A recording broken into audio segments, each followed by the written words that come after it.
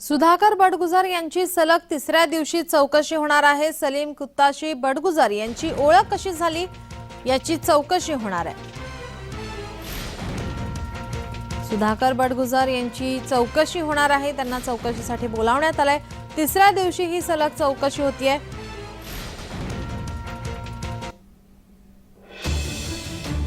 आपले प्रतिनिधी किरण कोटूर आपल्यासोबत फोन लाईन वरून जोडलेत। किरण, काय अधिकची माहिती? नितेश राणेंनी खरं तर विधानसभेत बडगुजर यांच्यावर आरोप केल्यानंतर गेल्या 2 दिवसांपासून बडगुजर यांची नाशिक पोलीस चौकशी करत आहेत। आता खरं तर तिसऱ्या दिवशी सुद्धा बडगुजरांची चौकशी नाशिक पोलीस करणार आहेत।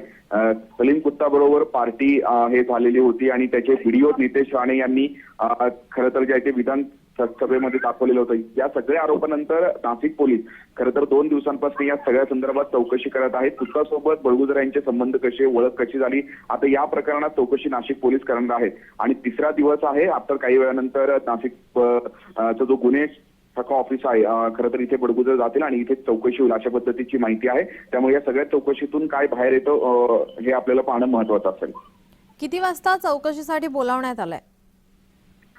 1च्या सुमारास ही चौकशी होईल अशा पद्धतीचं माहिती मिळत आहे। 2 दिवसांपासून खरं तर बडगुजर यांची चौकशी नाशिक पोलीस करत आहेत।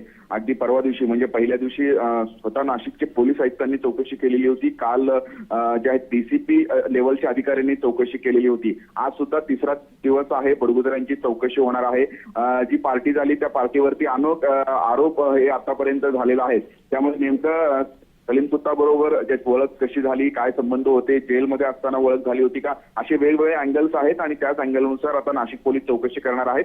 आता तिसरा जी दिवस आहे, आता 1 ते 1:30च्या दरम्यान ही संपूर्ण चौकशी होईल अशा पद्धतीचं माहिती मिळत आहे। किरण, याचा अपडेट आम्ही तुमच्याकडून घेतच राहू। तुर्तास धन्यवाद तुम्ही दिलेल्या माहितीसाठी।